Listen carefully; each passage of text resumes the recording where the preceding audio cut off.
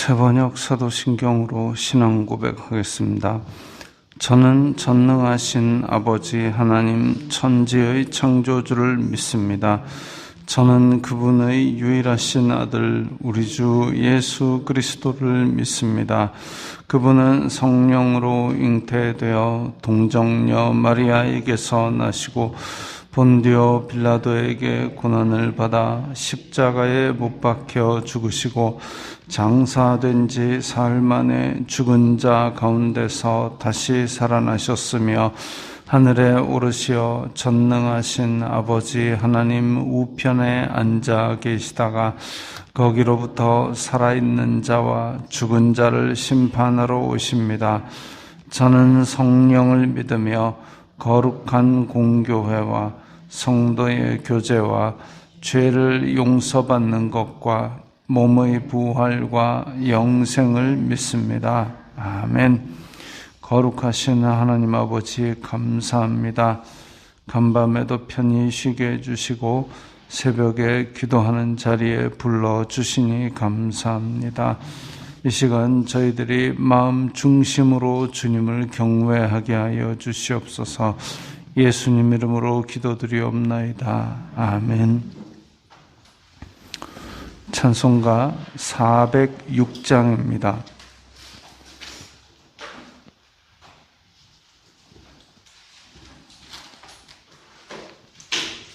찬송가 406장입니다.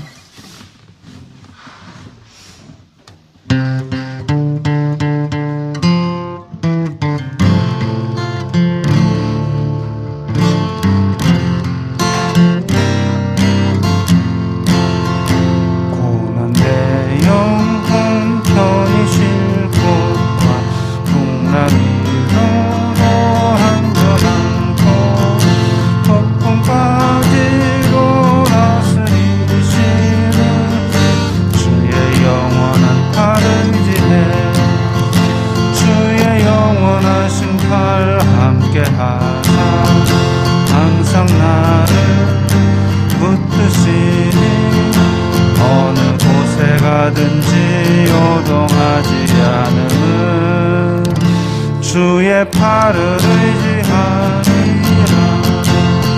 세상 친구들 나를 버려 예수를 함께 동행하는 주의 은혜가 충만하니 주의 영원한 팔을 지내 주의 영원하신 팔 함께하사 항상 나를 붙드시니 어느 곳에 가든지 요동하지 않는 주의 팔을 의지하리라.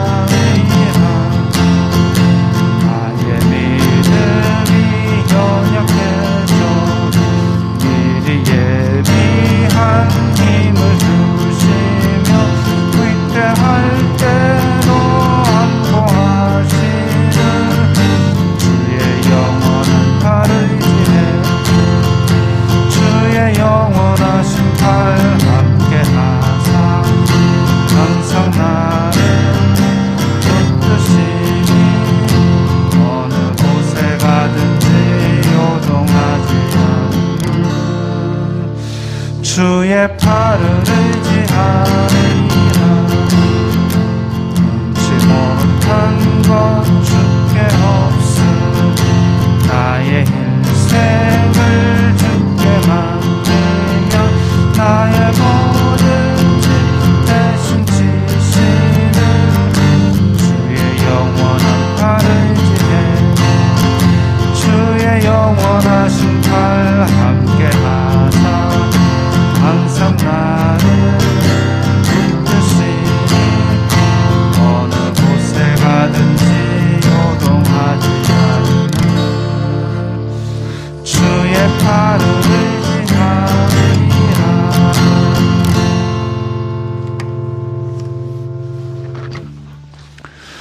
오늘 말씀은 데살로니가 후서 1장 1절부터 5절까지의 말씀입니다.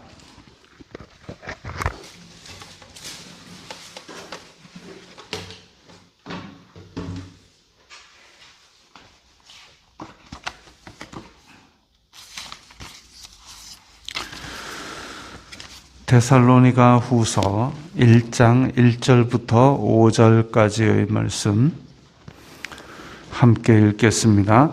바울과 실루아노와 디모데는 하나님 우리 아버지와 주 예수 그리스도 안에 있는 데살로니가인의 교회에 편지하노니 하나님 아버지와 주 예수 그리스도로부터 은혜와 평강이 너희에게 있을지어다.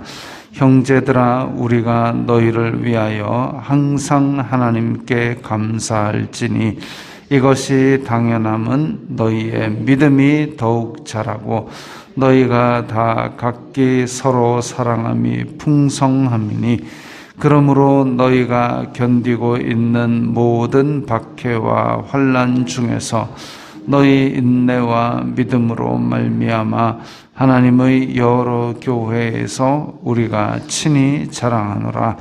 이는 하나님의 공의로운 심판의 표요 너희로 하여금 하나님의 나라에 합당한 자로 여김을 받게 하려 함이니 그 나라를 위하여 너희가 또한 고난을 받느니라. 아멘.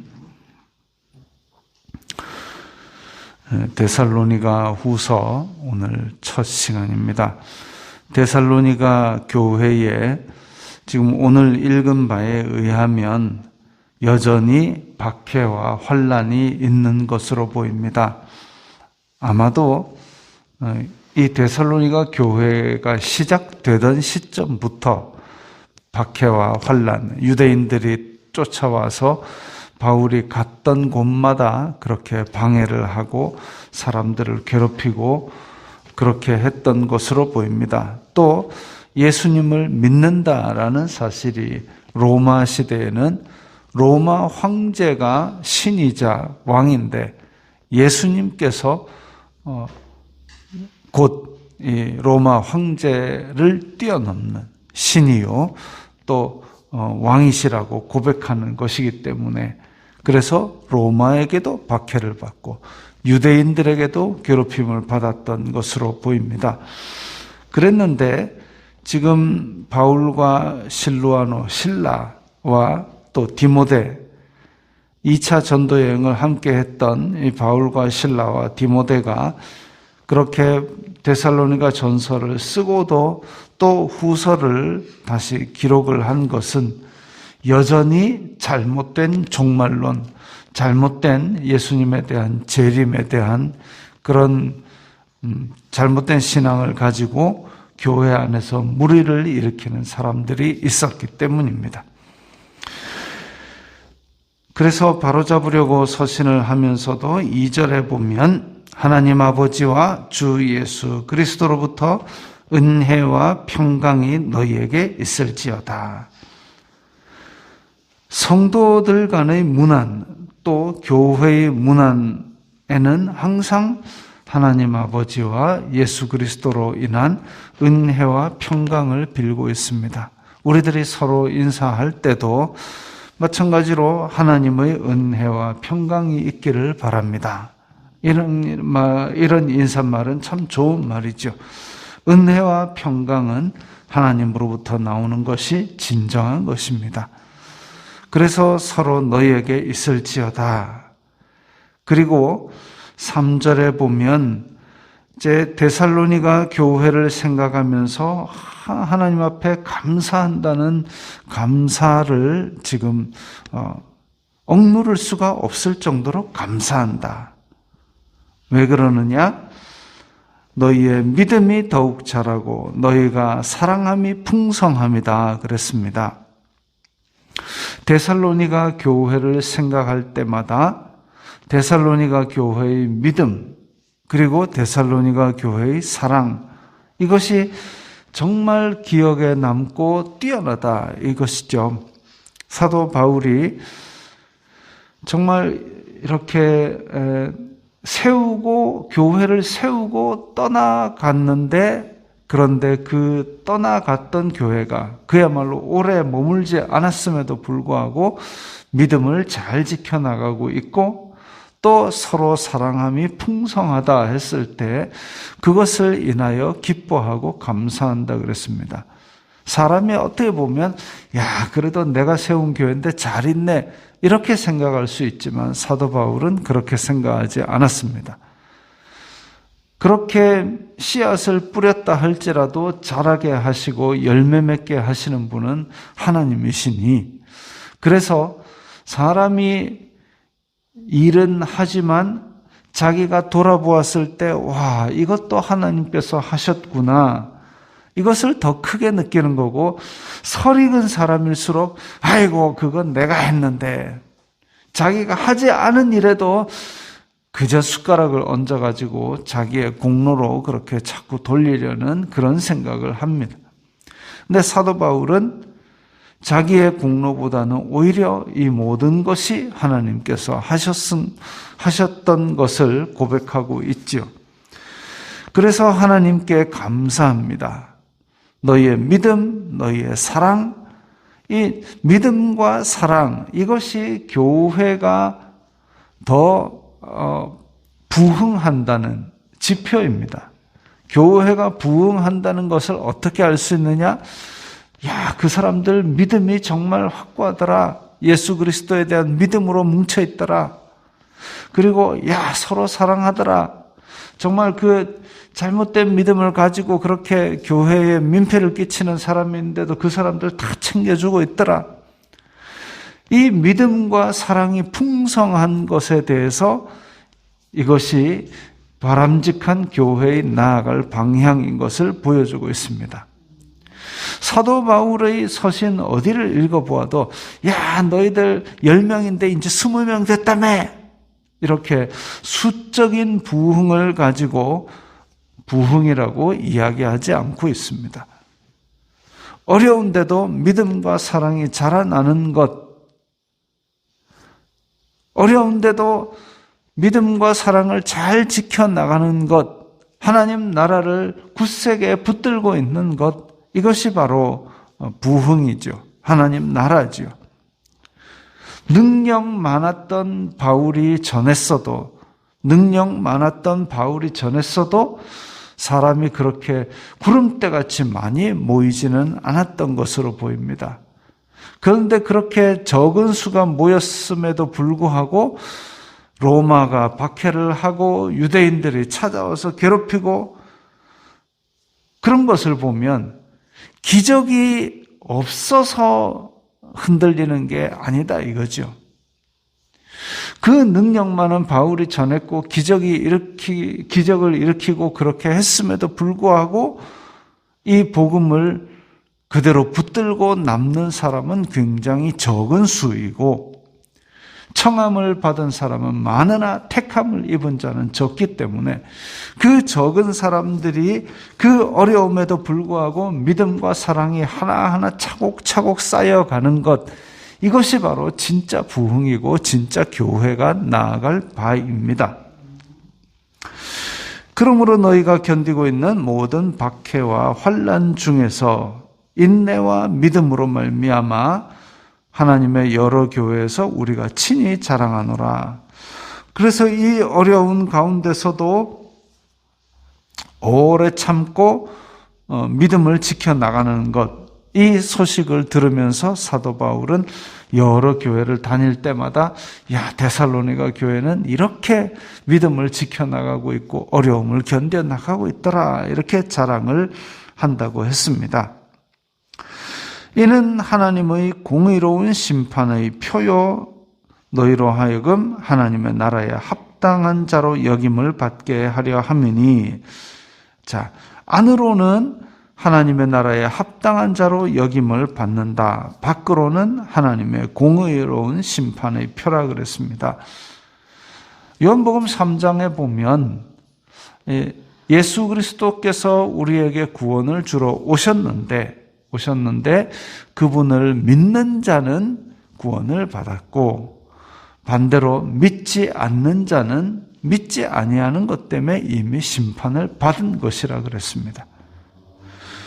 그런 것처럼 여기에서도 이 모든 박해와 환난을 견디고 이기는 믿음을 가진 사람, 이 사람들은 우리가 하나님의 나라에 합당하구나, 마치 사도 바울이 그 박해를 당하고 성문에서 두들겨 맞고 쫓겨나면서도 야, 하나님께서 나를 이렇게 복음을 위한 고난을 받기에 합당한 사람으로 인정하셨구나. 아니, 복음으로 고난받으면 하나님의 일을 내가 이렇게 열심히 하는데 왜 나 이렇게 힘들게 하는 겁니까? 오히려 길도 쫙 닦아주고 이래야 되는 거 아닙니까? 라고 불평할 수가 있지만 그것은 어찌 보면 앞에서도 이야기했듯이 내가 뭔가를 한다라는 생각 때문에 그런 거죠. 내가 뭔가를 하는데 하나님 왜 나를 안 도와줍니까? 내가 뭔가를 하는데 왜 하나님 이런 어려움이 닥칩니까? 내가가 들어가니까 그런 겁니다. 근데 사도 바울은 그렇게 고난을 당한 것을 두고 야, 하나님께서 나를 이제 복음으로 인해서 고난까지 받을 수 있도록 내 자격을 인정하셨구나라고 그렇게 생각했습니다. 인간의 욕심이나 인간의 상식으로는 받아들이기 어려운 논리죠. 그러나 사도 바울은 내가 하는 것이 아니라 하나님의 일을 향해서 달려가는데 예수님께서 십자가까지 지셨는데 나는 아직 십자가까지는 못 지더라도 이렇게 어려움은 겪는데 이 일까지 하나님께서 나에게 허락하셨구나. 예수님을 따라가는 제일 정점에는 십자가로 목숨을 버리는 것까지 있는데 그까지는 못 가더라도 그 중간 어느 정도의 이 복음으로 인한 고난을 받는 이 경지까지는 하나님께서 나를 인정하셨구나 이렇게 생각했습니다. 내가 나서는 게 아니기 때문에 오직 예수 그리스도의 모범을 닮아가려고 하니까 고난받는 것도 나에게 기쁨인 거죠. 그래서 고난이나 순교나 이게 아무나 되는 게 아닙니다. 하나님께서 그 일에 합당한 자로 여겼다. 그리고 내가 그것을 정말 당연하게 여긴다. 이 정도까지 믿음이 자라나야 그나마 하나님께서 고난도 주시고 하는 것이지 이제 금방 딱 믿어가지고 아이고 내가 어찌 한번 해봐야지라는 사람이 하나님이 순교의 자리로 오너라 이렇게까지는 안 하시는 거죠. 자, 그래서 지금 사도 바울은 하나님 나라에 합당한 자로 여김을 받게 한다. 이런 맥락에서 예수 그리스도의 모범을 닮아가는 교회의 모습, 고난이 없을 수가 없고 말세가 더 심해질수록 고난도 더 심해지고 말세에 믿는 자를 보겠느냐 할 정도로 믿는 자들도 없어지는 그때에 고난을 견디는 것, 정말 이게 하나님 나라에 합당한 자로 여김을 받고 기뻐할 일이다 이거죠. 그리고 하나님의 공의로운 심판의 표요. 그래서 고난을 견디는 이 교회는 그렇게 생각한다 할지라도 고난을 주고 박해를 하는 로마인과 유대인들, 이 사람들은 하나님의 심판을 피할 수가 없을 겁니다. 왜?